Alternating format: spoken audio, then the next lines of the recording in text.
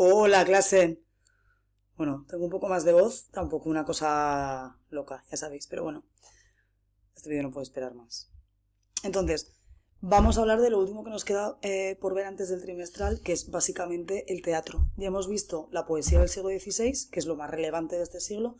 Hemos visto también un poco de prosa, cuando hablábamos de novelas bizantinas y demás, cuando hablábamos también del Lazarillo. Y lo que nos queda por ver, la parte que nos queda por ver es el teatro. Vamos a ver, tenéis que saber que ahora estamos hablando del siglo XVI, pero que en el siglo XVII va a aparecer un autor español de teatro que se llama Lope de Vega, que va a reformar la manera de hacer teatro que se tenía hasta entonces. Por eso, cuando en esta diapositiva que tenéis en pantalla hablo del teatro pre-lopista, o sea, de antes de Lope de Vega, que tiene unas características propias. Tenemos que saber que antes de que llegara Lope de Vega y pusiera todo patas arriba y cambiara los estándares y cambiara las maneras de hacer las representaciones, las obras de teatro que tenían lugar en lo que es la actual España, ¿no? Digamos en España, bebían de influencias italianas. Si os acordáis, durante la Edad Media, cuando hablábamos de teatro, hablábamos de las representaciones que tenían que ver con la Iglesia, ¿no? Las representaciones religiosas. Durante el siglo XVI esto cambia un poco y nos copiamos, como en otras muchas cosas, porque recordad que el siglo XVI es un siglo de influencia italiana, de influencia del humanismo, de influencia del Renacimiento. Bueno, pues en España hacemos un teatro que se llama comedia del arte. Y no es un teatro como lo concebimos ahora, sino que es un teatro en el que se intercalan pues historietas un poco de amor, con saltimbanquis, con malabares, con gente tocando instrumentos, como pequeñas variedades intercaladas, no es una historia continuada, y en el que también aparecen personajes prototipo, personajes tipo podemos llamar, como el arlequín, los arlequines que vemos en carnaval, ese tipo de payaso es algo típico de la comedia del arte del siglo XVI. O las polichinelas, que son esas marionetas que son como de trapo, también aparecen en este teatro. Bueno, por resumir un poco, el teatro que se hace en España en el siglo XVI bebe directamente de Italia, de un tipo de teatro que se llama comedia del arte y que es más como una representación de variedades, de varios teatrillos y malabares y cosas así juntas. Entonces, autores que tenemos importantes durante este periodo. Pues tenemos a Torres Naharro, a Gil Vicente, a Juan de la Encina, que probablemente os suene de música, y a Lucas Fernández. Lo que hay que saber es que escriben teatro tanto de temática religiosa como no religiosa, que es la que se llama profana. Y que, claro, integran o intentan integrar estos nuevos valores renacentistas de la vida hay que vivirla, de que el hombre es la mayoría de todas las cosas, lo intentan integrar un poco con el teatro medieval. A partir de 1530 más o menos sobresale un autor que se llama Lope de Rueda, no Lope de Vega, este es otro.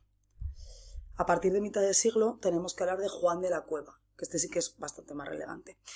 Juan de la Cueva tiene como 3 líneas en las que podemos diferenciar su obra. Entonces, habla en algunas de sus obras de asuntos clásicos. Cuando hablamos de cosas clásicas nos referimos a la Grecia clásica, de la Roma clásica, ¿vale?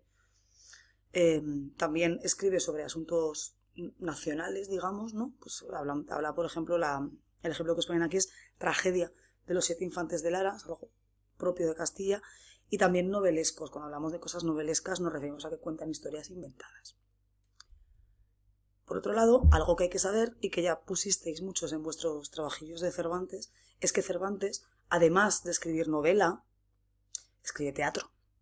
El episodio del Ministerio del Tiempo que vimos en relación a Cervantes, si os acordáis, la trama gira en torno a que él está dirigiendo una obra de teatro, que son Los baños de Argel. Entonces, Cervantes también escribe teatro. Podemos distinguir 2 etapas dentro de su producción teatral. La primera, que combina los hechos históricos con ese toque literario que él le da, que podemos distinguir aquí el trato de Argel. El trato de Argel, a ver, si os acordáis, Cervantes estuvo preso en Argel. Entonces, él escribe el trato de Argel y esa obra luego derivará en Los baños de Argel, que ya no la publica con ese nombre, sino que la mete en este libro propio de su segunda época que se llama 8 comedias y 8 entremeses. Pero que me pierdo un poco. A ver, primera época, hechos un poco históricos a los que él le da cierto cariz literario. Segunda época, donde escribe un tipo de obra de teatro que se llama entremés. Entremés es una obra de teatro muy cortita, ¿vale? Y aquí lo que él hace, lo que él desarrolla, son historias en las que mezcla lo real con lo imaginario. Ya no son históricas, ya hecha a mano de la imaginación. Y además son muy irónicas. Su sentido del humor. Y con esto terminaríamos el teatro del siglo XVI. Ya os dije que era muy breve. Eso sí, me queda repasar una cosa. ¿Dónde estás? Las novelas de caballerías. Las novelas de caballerías vienen enmarcadas dentro de la prosa de ficción. Si os acordáis, hablábamos de prosa de no ficción y de prosa de ficción, de cosas inventadas. La prosa de caballería, las novelas de caballerías, básicamente son historias en las que un narrador, ¿no?, se hace pasar o toma la voz de un historiador y entonces encuentra una historia del pasado de un caballero andante, ¿vale? La que te cuentan, pues, todas las peripecias que este caballero andante hizo para, pues, salvar a la débil dama o para defender a los débiles. Evidentemente son historias en las que tienden a ensalzar al protagonista. La acción se sitúa en un espacio fantástico, ¿vale? No tiene por qué ser un sitio real. Y es un tiempo pasado, porque ya os digo que el narrador encuentra un misterioso escrito del pasado. Los personajes os pone aquí que son estereotipados porque no cambian durante el desarrollo de la narración. Es decir, el héroe es héroe todo el rato y el villano es villano todo el rato también. No tienen un desarrollo que nos permita decir que son personajes redondos o que sean personajes que tengan algún tipo de cambio psicológico. Son simplemente tipos, estereotipos. Entonces, la obra más importante de este periodo y que además es bastante conocida porque es la más importante novela de caballerías escrita en España durante este periodo, es El Amadís de Gaula. El Amadís de Gaula es un título que debéis conocer. Además, no os acordaréis, porque no os acordaréis, pero en el episodio del Ministerio del Tiempo que vimos, en el que hablaba de Cervantes, hay un personaje que dice, ni que fuera esto el Amadís. Se refiere a esta novela, porque ya en la época fue súper conocida. Bueno, pues hasta aquí teatro y lo que nos faltaba de caballerías.